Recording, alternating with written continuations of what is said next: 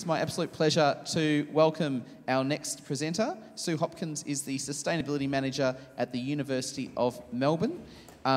Sue will be talking to us about mobilising to take action at work and at home, including some lessons from the Green Impact Program. Please make Sue super welcome. Thank you very much, Trent. I appreciate that. Well, hello, everyone. As Trent just said, my name is Sue Hopkins. I'm the Sustainability Manager at the University of Melbourne, and I'm here today to talk about our Green Impact Programme. So I just want to say a huge thank you to the organisers for inviting us here today. We are looking at how we engage our staff and students and basically how we're mobilising our university community to look at sustainability and obviously take sustainability seriously.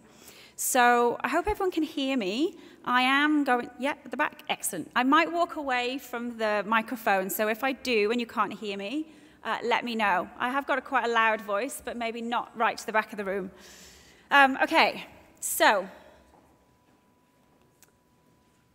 first of all, I just want to tell you a little story. So at the University of Melbourne, I've been in post for about 2 years. When I first got there, a lady called Megan approached me, and she basically said to me, she was passionate about sustainability, and she wanted to do something, and she didn't know what she could do within the context of the university. You know, she wanted to make a difference, she wanted to make a change, but how could she do that? She didn't work in a sustainability type role. She didn't feel that she had the power to tell people what to do. What could she do? So basically, with things like the war on waste and with, you know, the plastic bag ban, you know, people are starting to take sustainability more seriously within a general context, the general public. People do care. People do want to make a difference. And what I'm going to do is talk you through our Green Impact Programme, which was basically the solution to Megan's question, and Megan is just not the only one. She was just a specific example, but how we at the University of Melbourne are trying to mobilise our community. That slide wasn't supposed to be in there. Oh dear. Okay. Anyway, I'm going to go back to that because this presentation that I give, the crowd I'm talking to, I don't know if they're passionate about sustainability. Everyone here in this room is going to be passionate about sustainability, so I didn't feel that I really needed this slide.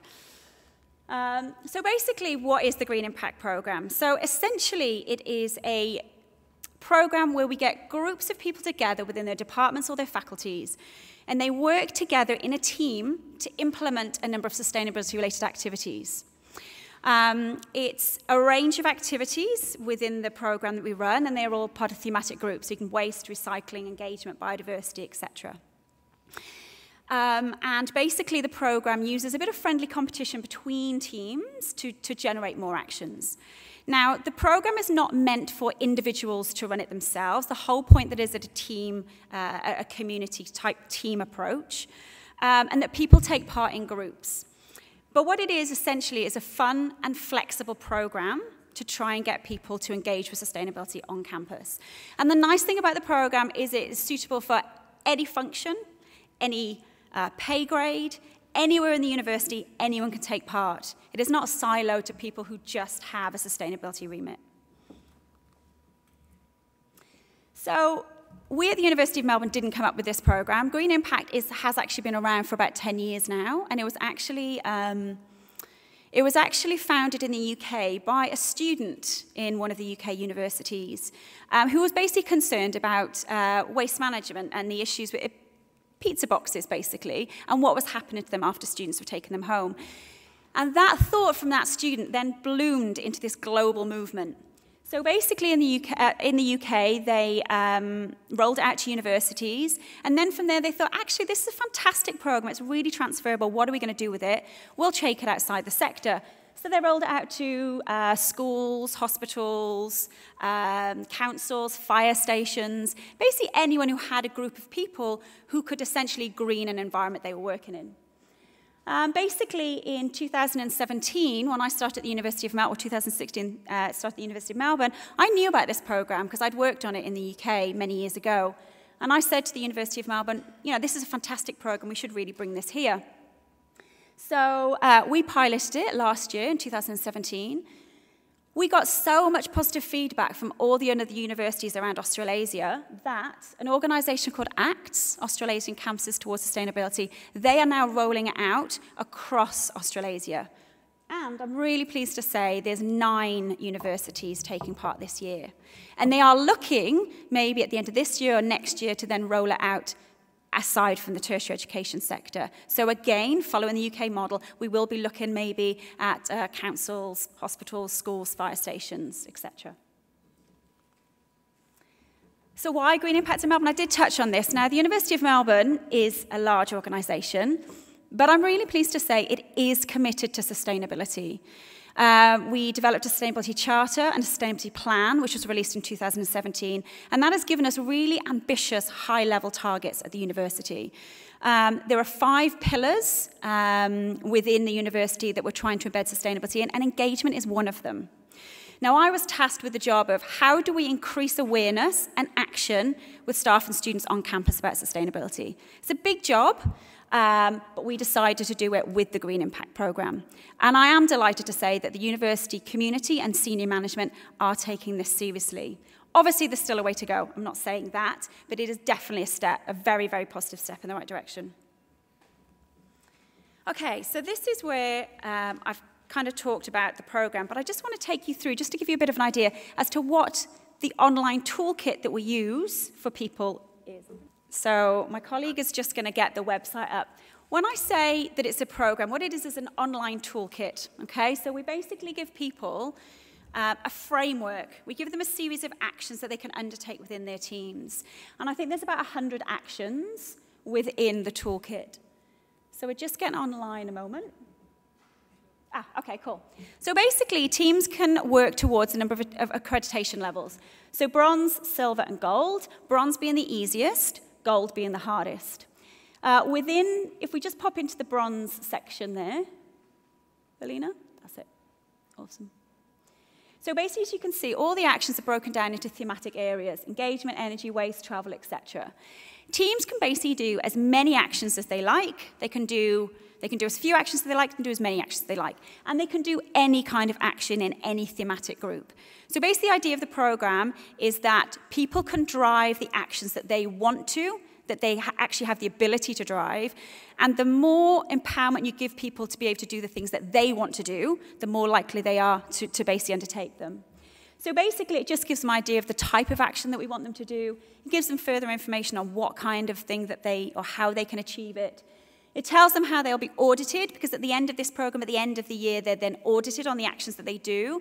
It is very much a trust-based system. We do encourage people to take part, but we do need to make sure that the program is robust, so there is a certain level of evaluation and a certain level of auditing to make sure that teams aren't just saying they're doing things and not doing it. We are actually holding people to account. And for the University of Melbourne, we did actually just undertake our auditing day for this year yesterday, so that was a big day. And we audited almost 40 teams, which I'll talk about in a minute. So if you just go back up to the top, Valina, as you can see, like I said, if you go to silver, there's a tab at the top. It basically is the same format within silver. They're just more complex actions, and the same goes with gold. Now, teams only have to complete 15 actions within that accreditation level to basically get that accreditation at the end of the year. But obviously, we encourage them to do far more than that if they can. So that just gives you a feel for what teams are looking at. It's a hopefully very user-friendly kit, because you're talking to people here who basically may have no idea about sustainability. These are not sustainability professionals that we're dealing with. These are staff and students, so we need to make sure it's as simple as possible. Okay, I'm going to move on from there, if that's all right. Okay, so I've talked to you a little bit about what the program is. I've talked to you a little bit about the toolkit. I've shown you that. I'm now going to show you some examples of the type of things that teams have done. Like I said, we piloted it for the first time last year. So a team can be anywhere, in any department, any faculty. Basically, we put a call out at the beginning of the year and tell people about the program. And then anybody that wants to take part can step forward. So, and I'll show you in a minute, we've got teams all over the campus, which is fantastic. So just going back to this is an example. This is Bio21. This is one of our research institutes down at the University of Melbourne. They basically had a pot plant sale, because one of the actions in there is to basically look at health and well-being and to get more greenery within their departments. Now, as you can imagine, from a lab-based environment, there's not that much greenery in there. So basically, yeah, they had a pot plant sale, which is great. This is the Office of the Vice Chancellor, and yes, that's not a typo. That was from the Office of the Vice Chancellor. Obviously, they have a lot of meetings, they use a lot of disposable coffee cups, and so basically their team, one of the actions they did was basically to introduce keep cups that they used, and as you can imagine, that had quite a dramatic decrease in the number of coffee cups that were basically coming from that office each day. The next one is our Eco Heroes team, and a familiar face in the crowd there is Judith Alcorn. She's our Waste and Biodiversity Officer at the University of Melbourne. And Judith does a lot of tours, and Eco Heroes is basically our early learning centre over at Abbotsford. And basically they're looking at embedding sustainability within their curriculum and teaching their children about sustainability and obviously our next generation. And they're doing a fantastic job. I cannot state highly enough how well they're doing as a team. And these are just a few more examples. So, for example, that's University House over in the end. They're basically, they do a lot of catering functions. They've set up a herb garden. The one in the middle, this is Team Accountable. This is from the accounting department. They were having a lot of guest speakers come in, giving them disposable water bottles. So they basically decided to obviously give them reusable bottles. That's a green morning tea, again, just to raise awareness. And the one over here is Advancement. They set up their own worm farm on their balcony. Now, some of these actions we're talking about are very basic, but what you've got to remember is a lot of these people weren't necessarily engaged with sustainability. So taking these small steps in their workplace is pretty transformative for many people. And hopefully the idea behind this is they learn these things at work, and basically they'll take them back home with them. Now, like I said, 2017 was our pilot year. We basically started from scratch. We did obviously have the knowledge from the UK, but we were the first organisation in Australia to take up this programme. So we basically were feeling as we went. We had 277 people sign up that year within 30 teams, and at the end of that year, we achieved 588 actions.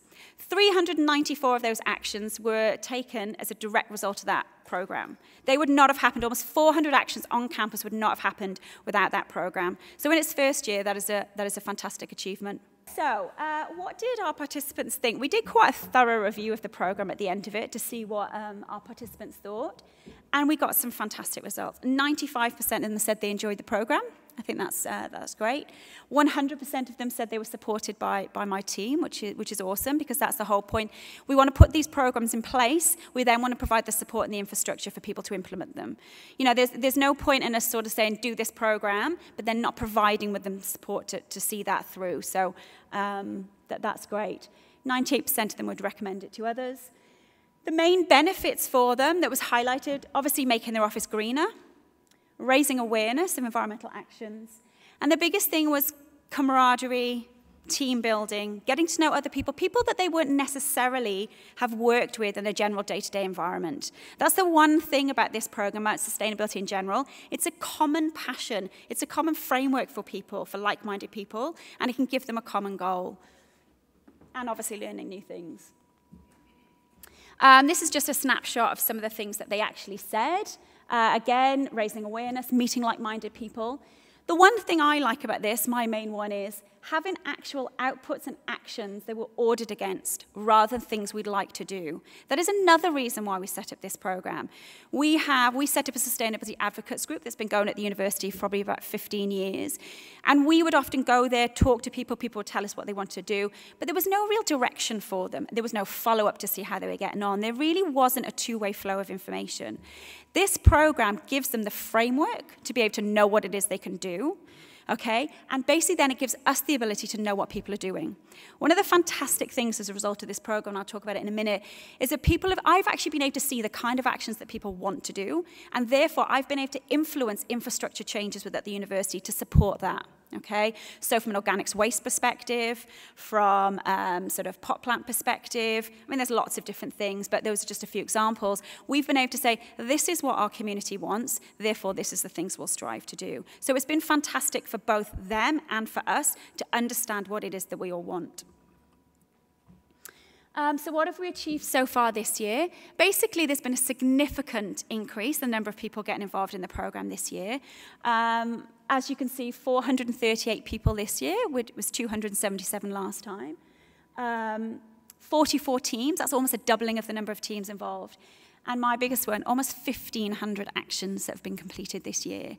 So for us, that's fantastic. We are only a small team, we're only a very small part of that university. Basically, what we're doing is we're allowing these people to become champions, to champion the cause for us, and they've undertaken these actions themselves. So that's great. So I've shown you some of the actions that individuals have taken. I've shown you sort of where we are at the university. This is just to let you know that we are part of a global movement, okay? So to date, 476 organizations have taken part in the Green Impact Program. 322,000 actions so far over 10 years, which is great.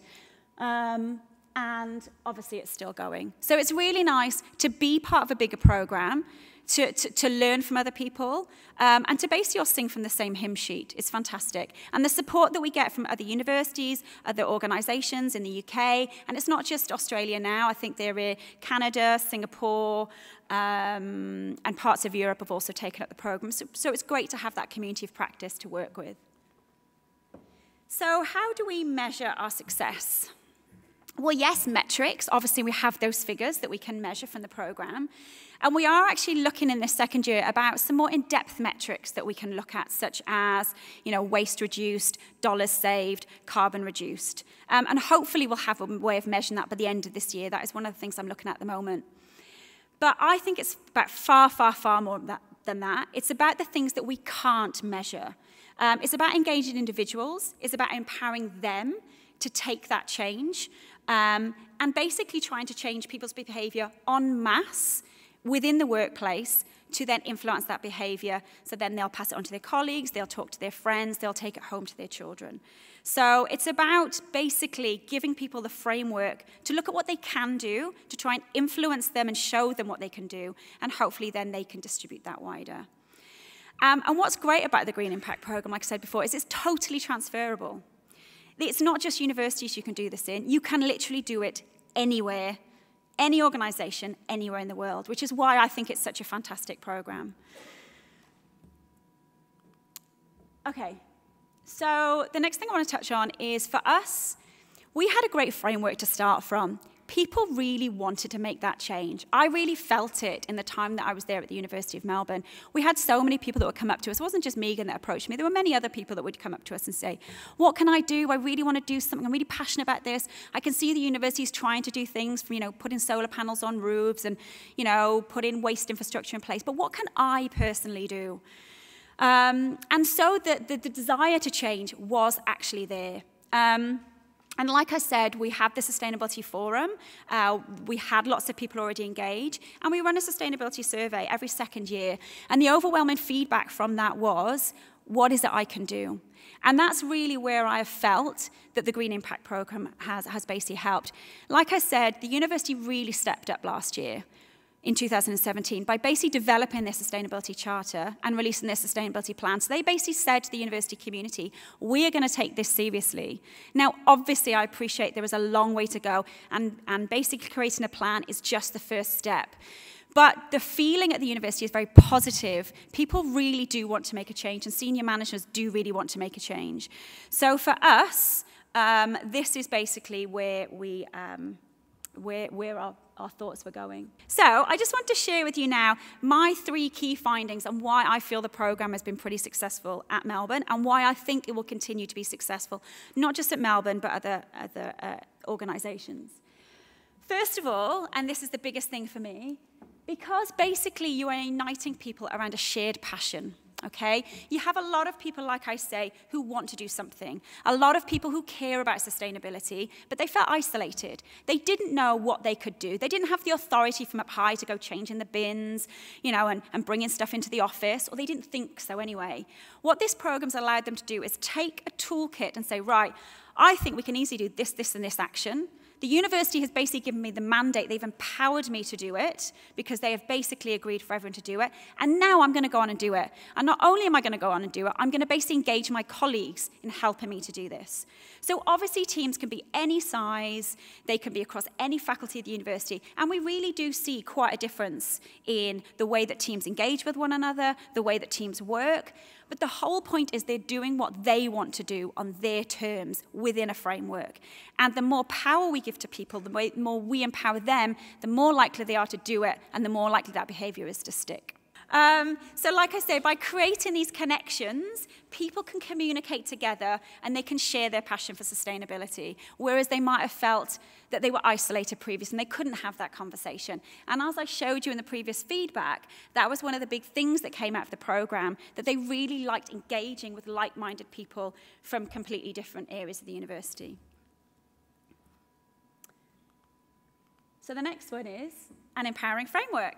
So as I said before, sometimes problems can feel very overwhelming and you don't know where to start. And again, that was the feedback we had. So what this program does, it gives people that framework to be able to say, okay, what is in that toolkit that I can do? And like I said, you saw the thematic areas. There might be some things the department physically can't do. They might not be able to change their energy. They might not be able to influence their thermostat on their walls. But there are certainly many other things that they can do. So what Green Impact has been is a big yes for the university. We can do this. Me, sat in my department in accounting or architecture or whatever it may be, can make a little change on campus. And it's allowed people to understand, it's allowed people to generate that two-way flow of conversation. And finally, because it's fun and it's easy and it's flexible. So basically, we're not expecting everyone to change the world tomorrow. We're not even expecting everyone to reach goal tomorrow. What we're basically saying to people is, you can do as much or as little as you like. There is no onus on you to do big things this year. There's no onus on you to do big things at all. But what we want you to do is get involved and get involved in the conversation. Now, we have got teams that have gone massive. Eco here is the team I pointed out earlier. They have actually achieved 850 points this year. They have done things that we in the sustainability team could only ever dream of. When you give people the ability, you give people the reins to do the things that they can influence themselves, then you're really allowing them to make their way. And as we've said to people, it's about fun. If you don't make it fun, then people aren't going to get on board. So that's the one thing I've tried to say to anyone working on it and my team. It has to be a fun thing to do. Okay, so, now this definitely was the wrong presentation, sorry. This is the wrong slide. The slide that I wanted to say I changed. Basically, I want to say we had a slogan when we actually ran with this program. Our slogan is, be part of the change. It's a simple slogan, but it's a strong one, okay? There are three things that I've really discovered since this role. The desire for change is evident, okay? People want to take part. Students involved in this program, we had 40 students last year. We had expressions of interest from over 200 this year. The desire is there. If you allow people to own the problem, they'll take personal responsibility for it in their own way. And therefore, they're more likely to change their behaviour. Well, that's what we've seen at the University of Melbourne. Do correct me if I'm wrong. I know you guys are all here from different organisations and you're all doing your own thing. But this is the experiences that we've had. And like I said before, we're not perfect and we certainly haven't done everything. But it does feel like we're a step in the right direction. And the other thing is to support those champions. As I said before, it's all good and well putting these programs in place, but we also need to be able to provide the support to those people to do it. So at the end of year one, the big overriding thing came back is, how can we recycle our organic waste? What can we do organic waste? Organics kept coming back. So we basically we have a food waste processor on campus. We teamed up with them to say, well, can the teams be putting their food waste into this food waste processor? Yes, so we set up a pilot program for that. We talked to the community garden, we got more compost bins. Judith and a colleague are now working on getting some old bins and converting those into worm farms. So we're currently looking at how to do that. So what it's meant is the feedback that's come back from the program, we've been able to actually influence some of the structural changes on campus. The other thing is one of the actions is about about having pot plants in your office. So we have now working with the grounds team and our team up at Burnley to actually propagate plants so we can actually provide free workshops and free plants to teams so they can actually have those in their workplaces. So again, we're trying to support them in their actions. So what I wanted to say with this program is, or this slide was, this program is open to anyone across the whole university. And what I am proud to see is, if you can see those departments over there, it has been literally taken up university-wide. So you've got infrastructure services, you've got the Faculty of the Arts, you've got Chancellor, you've got chemistry, you've got law, you've got psychiatry, you've got biosciences. These are all departments that are not traditionally included with sustainability. And some of these labs, they do have quite unsustainable practices. So for them to get on board has been fantastic. And the other thing about making it fun as well, some of these names over here, some of the team names, people have got really creative. It's really fantastic to see. Green Eggs and Ham, by the way, Agents of Change, and my personal favourite is Gangrene. I just thought that was fantastic. I mean, yeah, again, it's about making it fun for people, so, yeah. Okay, and I haven't got long to go, but just briefly, student involvement. This is not just about staff, this is about students as well. What we do is we are working with students to basically team up with, or partner up with teams, and provide extra resources and basically develop some skills within the workplace. Like I said, in 2017, we had 40 students come on board in the program. This year, we had expressions of interest from over 200. Now, I had the organizer from the UK say to me, Sue, that is the most students any university or any organisation has had an interest from in the 10 years we've been doing it. How did you do it? And I said, I don't know. I think it's just that. I don't think we've done anything differently to anyone else. I just think the desire to change was there. And I think because obviously the sustainability plan had been quite evident around the university, and I think with the war on waste and that kind of stuff, the desire to change is there. So we were really, really pleased to have that level of student engagement as well. So how has the program progressed? As I said, we were extremely proud to be the very first organisation in Australia to run with this program, and we feel that we as a university have had considerable success with it. But what's been fantastic is that, as I told you before, the organisation called ACTS, Australasian Campuses Towards Sustainability, they basically got on board and they are now driving it out through the Australasian sector. And we've got Cass in the crowd here. Cass is basically the Green Impact Officer for ACTS, and she is working with all the universities across Australasia, and she will be the person that will drive it out cross-sector-wide, hopefully in the next year or two. So I did want to say, if anyone is actually interested, if anyone hears from an organisation, a council, a school, whatever, and are interested in the programme, Cass is your lady to talk to. So like I said, that opportunity is there. And then finally, I changed that to, will you be part of the change? So basically in 2017, Green Impact was the idea in the heads of two people within the sustainability team at the University of Melbourne. Now, over 500 people are directly participating, and that equates to about 2,000 people if you look at the wider teams that they're influencing. So basically, and if you go back to Megan at the start, she didn't know what to do. She is now part of that community. She can share her ideas, she can share her thoughts, and she is part of a wider network. So we really hope that you guys will be part of the change too. Any queries? That's me, that's the ACT, and if there's any questions. Thank you very much, Sue. That was fantastic. The Group of 8 universities generally are probably the most conservative, resistant to change universities you'll find. How did you get the Vice Chancellor on board? And did he make a public statement in support of what you're doing so that everyone knew the Vice Chancellor was behind you? Absolutely. So basically, I think the legwork had already been done with obviously the sustainability plan. So the Vice Chancellor was obviously very heavily behind that. And the person that actually chairs the sustainability executive is the CFO, Alan Tate. And basically, he's been very, very much behind that. And at the end of year one, he actually put out a public endorsement to the whole university to say, we really want everyone to get involved in this. And we had feedback through. You know, we had I was actually very pleased. They actually directly thanked us as a team for all the hard work we'd done. Because like you say, things don't necessarily come down from a hierarchy and people are quite conservative. But I've got to say, I've had a really, really positive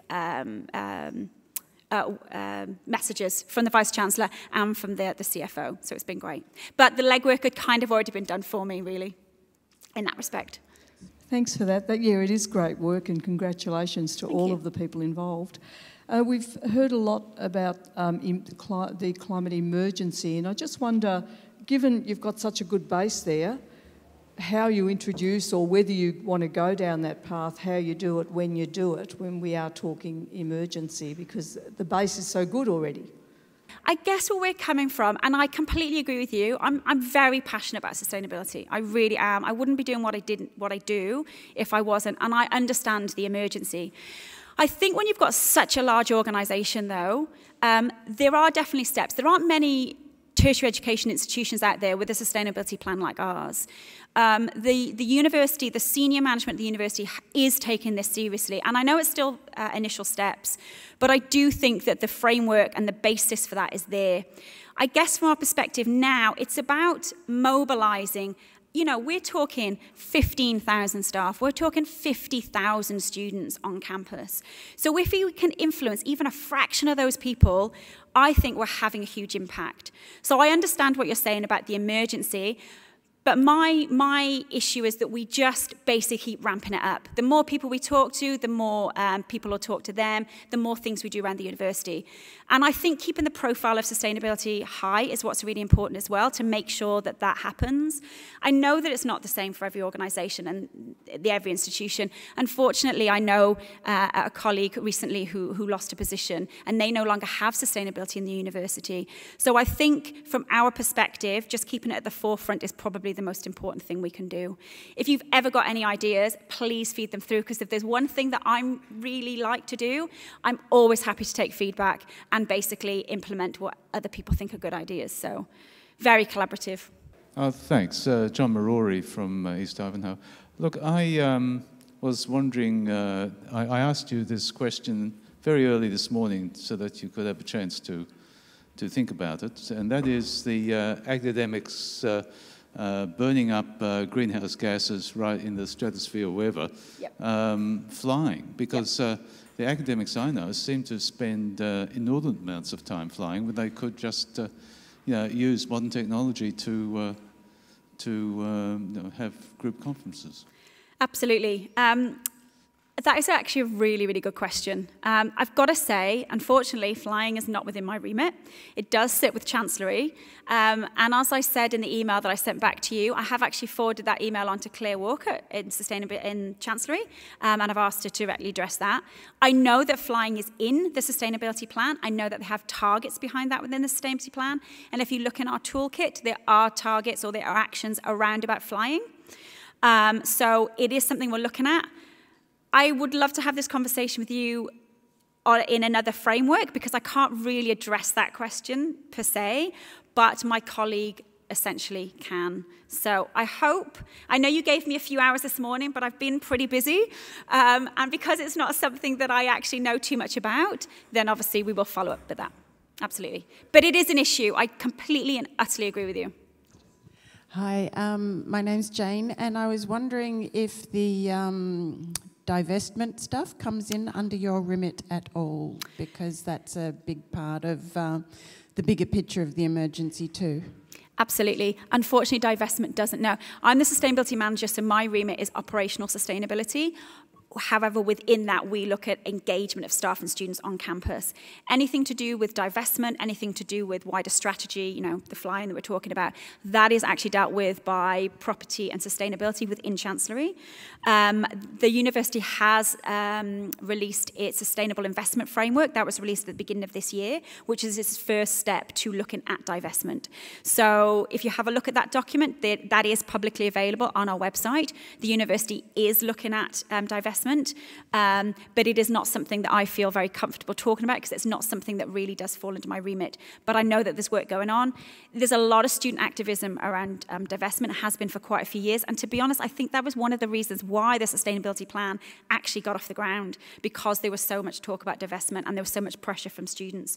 So I think it's a very important topic, and the university is looking at addressing it. But I couldn't comment on how fast they're doing it, or I know a few of the students, when they released the the investment framework weren't that happy with it. But obviously you're marrying up the demands of a large organisation and student expectations. So hopefully there can be somewhere they can meet in the middle at some point. Mine's more of a comment than a question.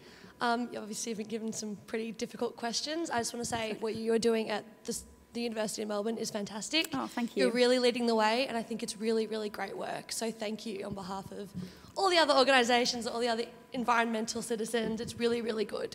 Oh, thank you. That's very kind. I really appreciate that. Like I said, we're very passionate at Melbourne, and we really do want to make a difference. So thank you. I appreciate that. I think you gave the statistics, 476 different. Do you know if any of them were public hospitals, high schools, primary schools? We could have retirement villages. We could have lifestyle villages. Yeah. It would be great to be transferable and apply it to all these situations. Absolutely. I don't know what the exact split is. I mean, I could certainly find out for you because the NUS would have that. Like I said, they probably went cross-sector about 5 years ago, and I know for a fact there's definitely councils, schools, hospitals, fire stations. Well, those are the ones that ring at the back of my mind. I don't know if they've gone further than that, but it literally could be transferable to anybody. So I can certainly find out those stats if you'd like me to. If you want to drop me an email, then I'd happily follow up on that for you. Yeah, no worries. I think this is probably definitely be our last question. I just wanted to follow on from the comment made just before. The figure that you gave us before of Sue of about 500 people engaged in the program. I would just remind everyone that here in Darebin, through the Climate Emergency Plan, we've set an objective of identifying 1,000 champions to mobilise 10,000 people around the climate emergency. So University of Melbourne has actually achieved 50% of our target, and they've got a much smaller population. So I'm a little bit jealous right now. Obviously, we're talking about climate emergency framing rather than sustainability more generally. Yep. But I think it's a really big achievement, and there's something to learn about mobilising. As a council, I would say we haven't mobilised every unit within the council yet, and that's something we need to do. But we also want to do that in the community. So I think it's really worth recognising the enormity of the achievement there. Last question or comment? Yeah. And that leads in pretty well to my question, because I'm also trying to get sort of an idea of what's making this tick. Like you said, how has it grown? And I'm curious about, I noticed on when you showed up the website before, that there's those different levels that you graduate to, like silver and bronze and such. Is there an element of competition that's come up between teams? Is there a bit of you know, I'm looking at the incentives. Yes. And also, does Green Impact ever give some sort of award or celebratory something to celebrate when people move forward? Yeah. I'm really glad you brought that up. Obviously, I only had a certain period of time today, and I tried to focus on what I thought was applicable, but I've actually missed out two really key things about the programme. So first of all, yes, there is definitely a friendly competition. In fact, that is probably what drives the programme. So you get people to get together into teams, and then I remember when we first started talking about the Green Impact Programme, the first thing, when I used to go, because I used to do a lot of one-to-ones last year talking to people, the first thing most people said was, we've got to beat the Vice Chancellor's office. Everyone wants to beat Chancellery. That was all anyone kept saying. So there was definitely friendly competition, and you'd have somebody go, oh yeah, well I'm going to go and talk to bioscience and I'm going to do this. That is what drives the programme. Some people, the amount of times that I've spoken to people and they go, we're going to get gold. We're going to be the first team to get gold. We want to win this. Some people can be really competitive. Other people are just happy to go, you know what, I'll just do what I can, and you know, my department's not that engaged, so I'll just do what I can. You've got some really committed people there. So yeah, and I probably didn't show you on there, but that green achievement report, that's what we call our achievement report. And there's a league table on the side, so the top 10 teams you can see them on the website. And again, the amount of feedback I get from people going, oh, we really want to get on the leaderboard. And the leaderboard changes, obviously, throughout time. So yeah, that's been a really, really good thing. And secondly, you said about, sorry, remind me, what was the other thing? That was it? Oh, awards, yes, sorry, yeah. Yes, we have an awards ceremony at the end of the year. So last year we had an awards ceremony at the end of November, and we'll be doing the same thing. So we basically give out achievement certificates to everyone that's achieved an accreditation level. Now, bear in mind, what I didn't say is if you've got a team who cannot reach bronze, they will get a working towards accreditation. So basically, anybody that even does just one action gets that recognition, because the whole point is to empower people, to make it a positive experience. We had one team last year that when we audited them, they'd done 2 actions. they're like, oh, I don't think we should be audited. And we're like, no, you've made those actions, you've done it. This year, they're on the leaderboard. I think they're the 5th team. So basically, it was just about continually encouraging people to make that change. Even if they start small, they can make it big. But yeah, we have an awards ceremony, and that was what that picture was with all the people with their certificates. Yeah, so we try and make a big deal of people at the end of the year. That's good. You won a Green Gowns Award. Yes, we have. We won one in 2015. But we've been shortlisted for 6 this year, so we'll see if we win any. A bit of conflict of interest for me because I used to manage the Green Gown Awards. But anyway, let's see if we can win some. Fantastic. We're going to have to wrap it there. Can I just say, Sue, I used to work at Monash University managing the Green Steps program, and I'm incredibly jealous of what you've done because we tried to do this at Monash and didn't get anywhere nearly. And I do wonder whether the threat of the divestment campaign actually might have moved the university to act potentially. I think there's an interesting lesson there. We'd be really keen, I know, in terms of Darebin, talking about how we support the emergency messaging potentially into Melbourne, and I think that's certainly something I've heard from people here today. We are at the end of the session, so I'd like you to give a huge round of applause for Sue Hopkins. Thank you.